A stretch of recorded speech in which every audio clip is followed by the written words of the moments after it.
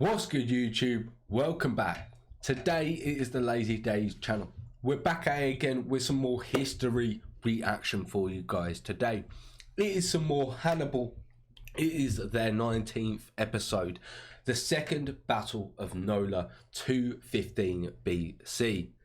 We're really looking forward to finding out what they've got in store for us today. We literally just finished the last episode, so we're looking forward to finding out what they got in store. I want to see this battle, man. Yeah, I want to see this battle. He's going to go off. The hype is there. We're all hyped up. Apparently, it's the perfect outflank. I think that's what the thumbnail said. So I'm definitely looking forward to finding out what it is. History Marsh makes amazing content. If you haven't already, head over to their page. The link's in that description box down below. If you're enjoying our reactions, looking forward to future reactions, you know what you need to do. You need to like, comment, subscribe, hit that notification bell, but we're going to jump straight into this one. Let's do it.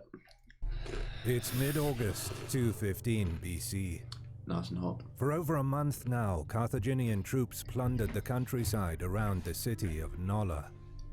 Joined by Hanno's army from Brutium, Hannibal made a point of ravaging the land right in front of the gates, where the inhabitants could see their fields and property burning.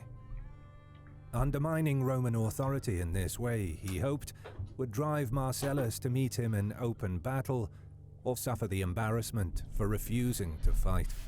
Which is fair. It's amazingly, the political elite of Nola still preferred to man the walls instead of confronting the enemy. But Marcellus ordered the legions to deploy. Aware that support for Hannibal among residents of Nola was strong, he understood that the continuation of political wrangling could turn this situation into a proper debacle, with the whole city rebelling against Rome. Worse, if Hannibal was allowed time to build siege towers, as he had done at Cumae in 215, the Roman army could end up being trapped between the Carthaginian assault on the walls and fighting the rebels in the streets. Action needed to be taken now. Once the last of his men exited, Marcellus ordered the gates shut and rushed to meet Hannibal head-on. Okay. Much like in the first encounter, he went arraying the troops in battle formation for the sake of speed. And again, the shock of the Roman attack initially threw the Carthaginians off balance. Initially, though. During the next half hour, more troops from each side joined the battle. However, a sudden rainstorm then quickly turned the ground into mud. Oh, God. Hannibal's veterans gained the upper hand in these conditions, inflicting losses and forcing back the Roman line. But the continued fighting wore down both sides, forcing the men to withdraw as night was fast approaching. The torrential rain kept the two armies in their camps for another 2 days. But once the third day dawned, the weather cleared and the ground hardened. Marcellus surprised Hannibal by deploying his troops in front of the walls yet again. To both Hannibal and the citizens of Nola, the message was clear: Rome would not back down. This time, it was Hannibal's turn to accept the challenge. Okay. Marcellus impressed upon the men that they fought hard to stop Hannibal once, fight hard today, and they reap the spoils of victory once again. No quarter was given by either side. The experienced Carthaginians wanted to reaffirm their supremacy, while the Romans were eager to prove themselves against Hannibal. The vicious fighting lasted for much of the afternoon. Fatigue kicked in, thousands fell, some cut down, others crushed in the mass of soldiers. Having the walls behind him protected Marcellus's rear, preventing Hannibal from utilizing his mobile cavalry to strike the Roman flanks. As the Battle of Attrition wore on, the Romans persisted and wore down the Carthaginians. Okay, they're doing well with the night again looming. Hannibal backed off. Marcellus had again stood toe-to-toe against the Carthaginian general. But what's Hannibal the next about day, to do? Both commanders agreed to a temporary truce to allow each side to collect and bury their dead. Respected. Respected. I wouldn't have done it if I was Marcellus. I would not have done it. No, I've got Hannibal on these fucking tippy toes. I'm gonna push him over. This is to get your dead as well. And wounded men. Nah, they're dead. Fuck them. Fuck them. I need to win. I need to win. Nola remained in Roman hands. By September 215 BC, with 20,000 troops under the command of Hanno the Elder and another 40,000 troops commanded by Hannibal, the Carthaginians faced up to 100,000 Roman troops in Campania. Still, Hannibal was unable to force Fabius into a decisive battle. Changing tact yet again, he garrisoned key cities and marched east to winter quarters in Apulia. Hanno the Elder, meanwhile, made his way back to Bruttium to continue the subjugation of the region. Okay.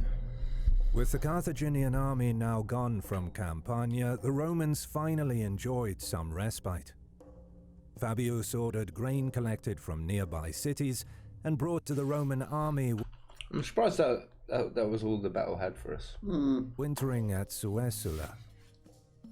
To lessen the supply burden on the Allies, he left Marcellus only with a garrison detachment and sent the rest of the army that fought at Nola back to Rome, where they could be supplied more efficiently and get some much-needed rest. Gracchus was sent trailing after Hannibal to observe his movements from a safe distance, with strict orders to avoid a pitched battle. Back in Rome, alarm was raised in the prison buried at the foot of the Capitoline Hill. Built underground, this place was meant to be a fate worse than death. Jesus. Yet, a most valuable prisoner had somehow escaped this dark, damp, and foreboding subterranean dungeon.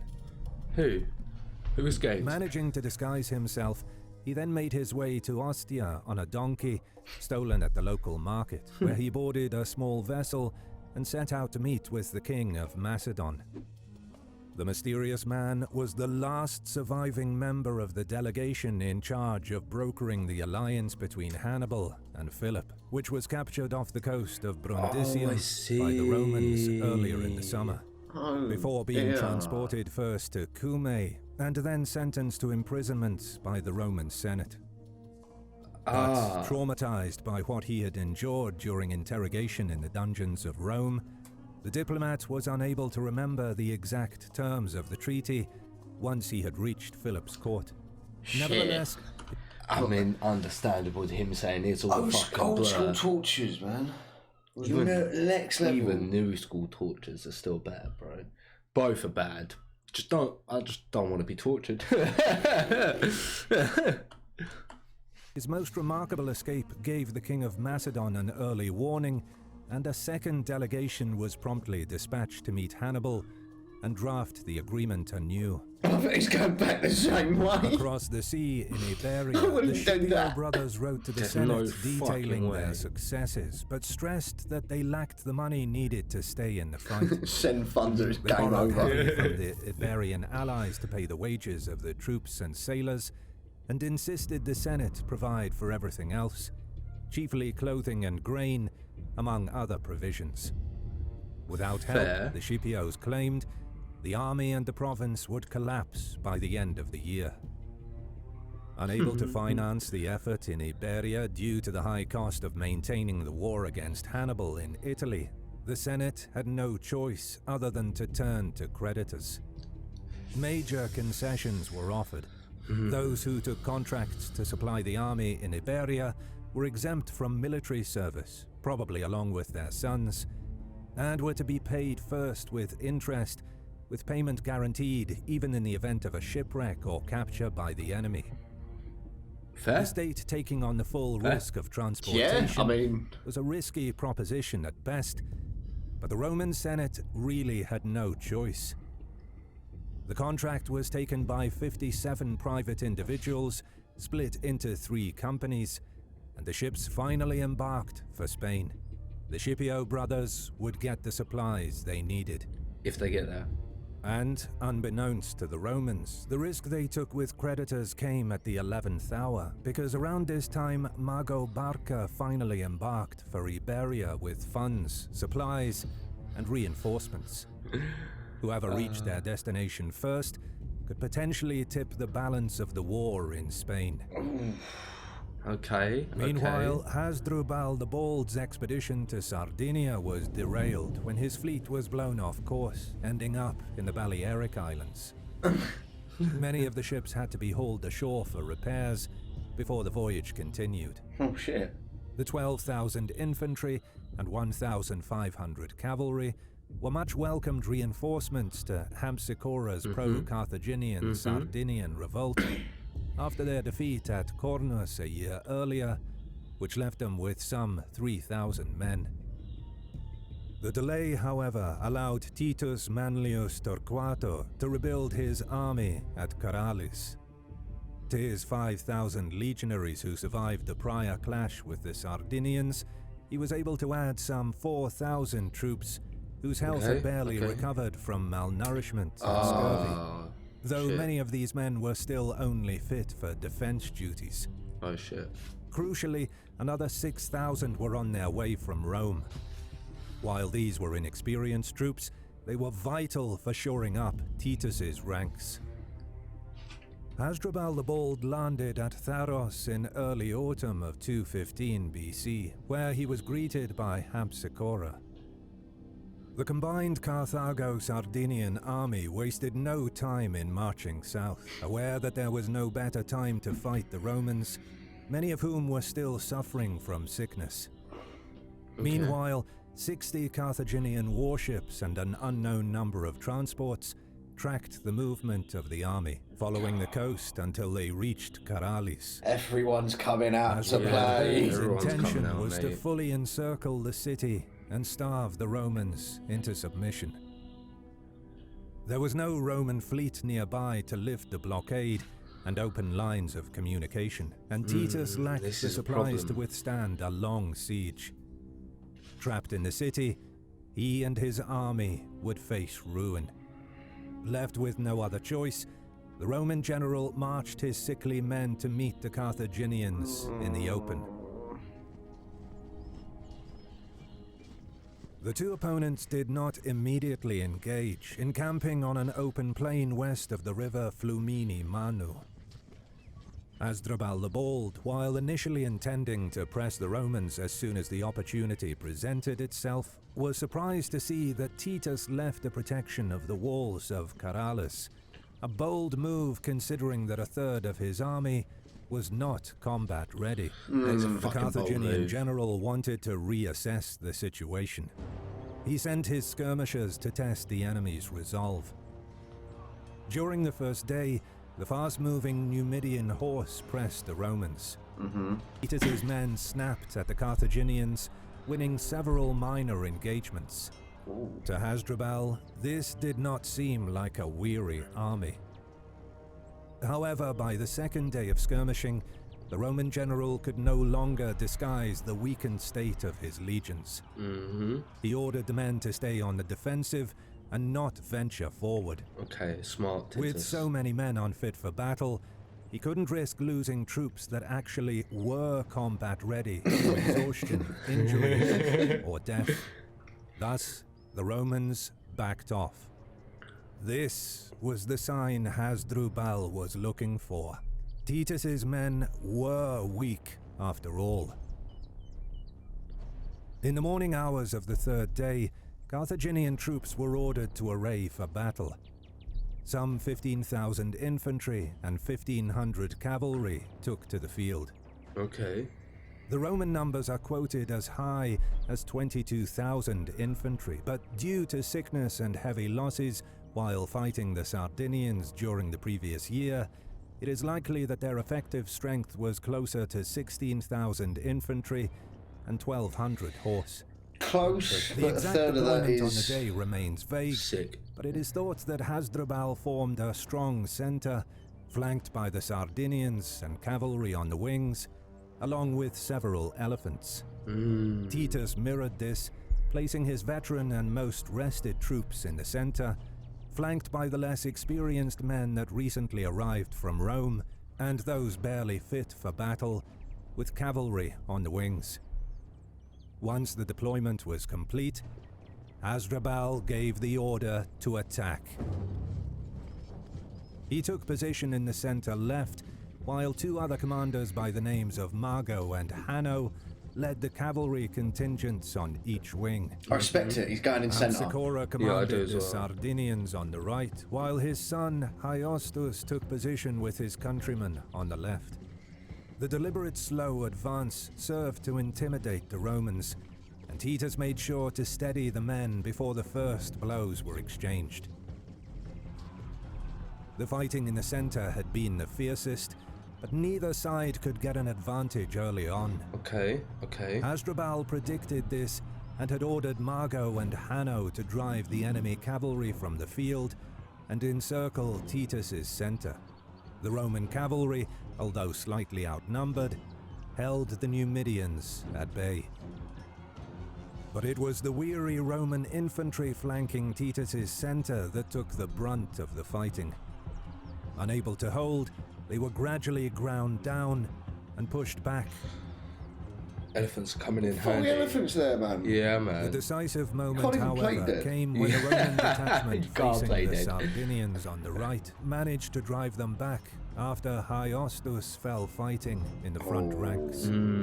When his troops learned of his death, the entire Sardinian contingent on the Carthaginian left broke and fled. Oh.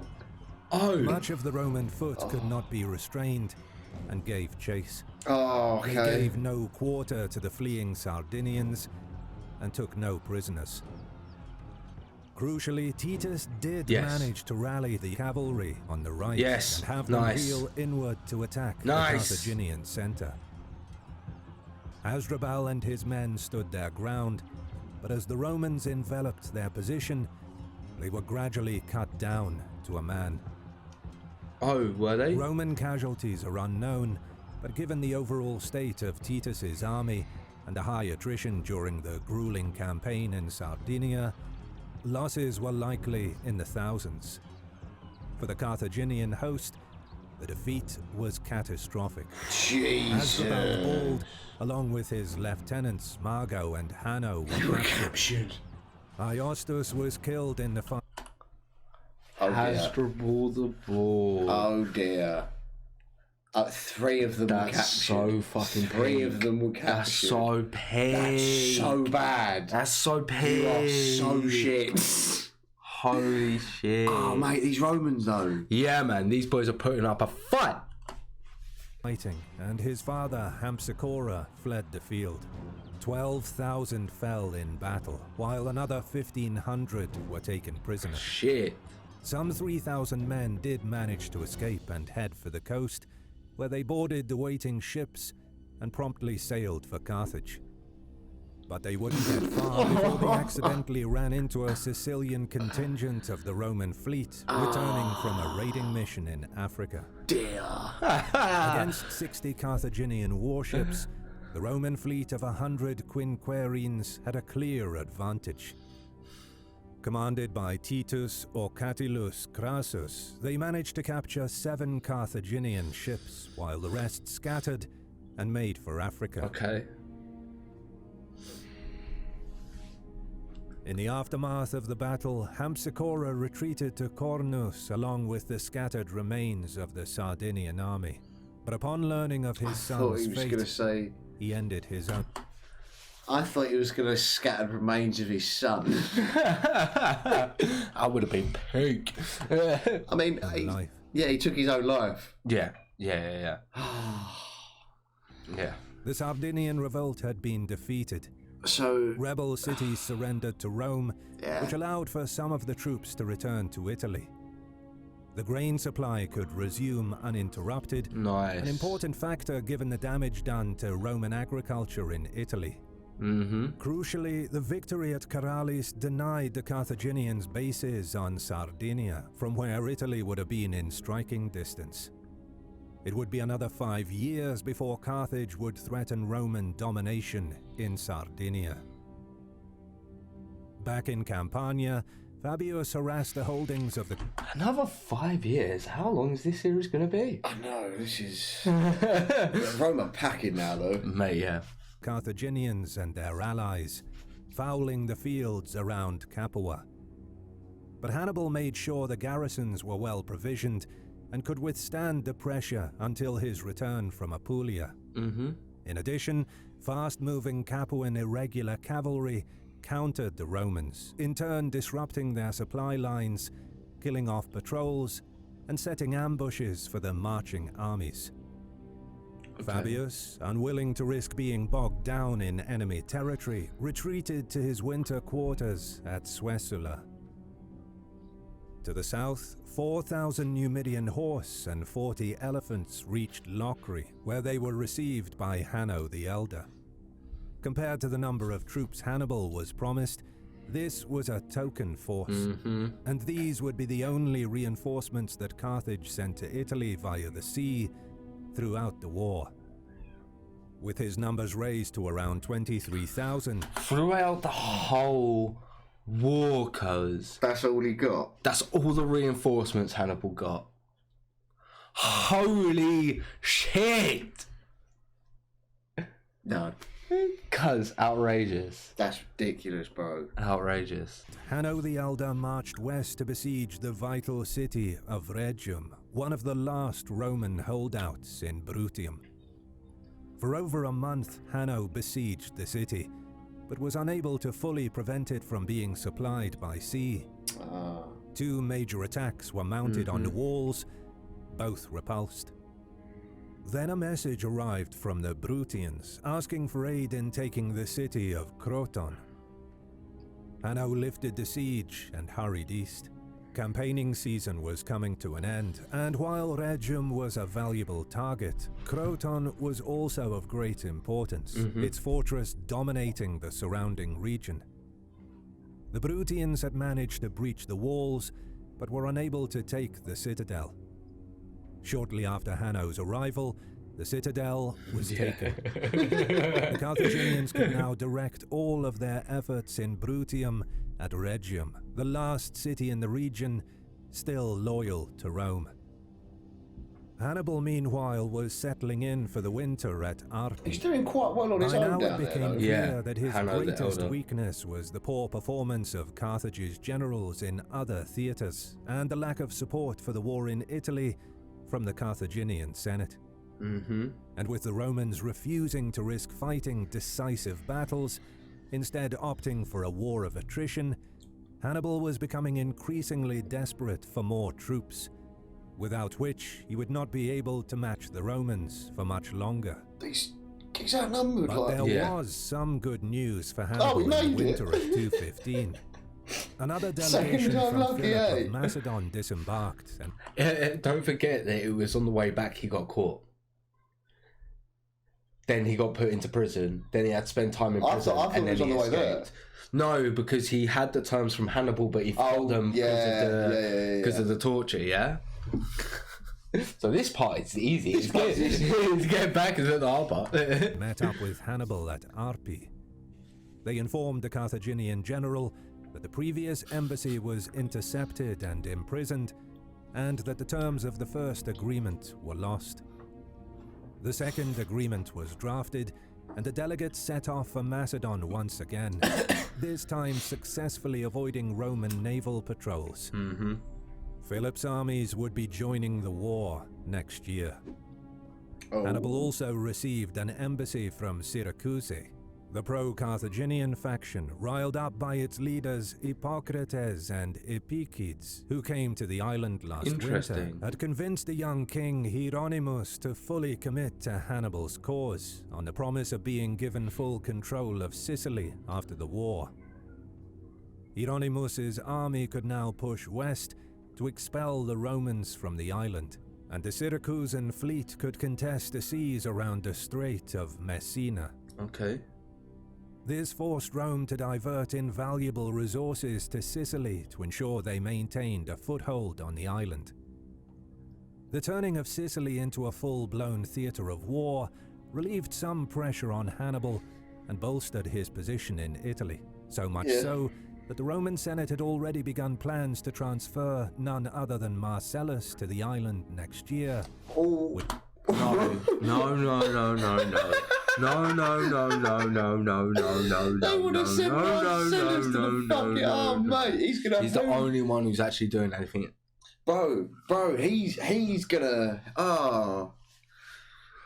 So like the Fabius strategy works well, but it at some point you got to go, okay, we've weakened him enough, now we take our chances. The problem with it is he's now got like bonuses. That last fight was when you should have took him. Used the Fabius strategy up until that point, but then he was at his weakest. That was when you needed to stop using that Fabius strategy and actually take the plunge. Do you know what I mean? Like yeah. Which will strip Italy of the only Roman general who was thus far successful in stopping Hannibal in battle. Despite receiving little help from Carthage, Hannibal would use the events in Sicily and Macedon to attempt to maintain the initiative in 214 BC. Okay. If you stayed around this far, thank you for watching. Don't forget to subscribe and leave a comment as a sacrifice to the algorithm. You can also support us on Patreon and get ad-free early... No footnotes this time. Ooh, thank God for my... There you go. Yeah, we don't have to don't have to do that this time. I really enjoyed that episode. Yeah, man. I thought the Battle of Nola was going to be a bit longer. That was a bit of a shock, but oh well, it is what it is. We're all up to date with this series at the moment, so I guess we're just going to be waiting until History Marsh has dropped the new episode until you guys get another reaction. I'm definitely looking forward to finding out when that is, so we've hit the notification bell for History Marsh's channel. I hope you guys have as well, and if you haven't hit the notification bell for us, you definitely need to. Also, if you're looking forward to the next reaction, like, comment, subscribe, hit that notification bell, and we'll catch you in the next video. See you in a bit.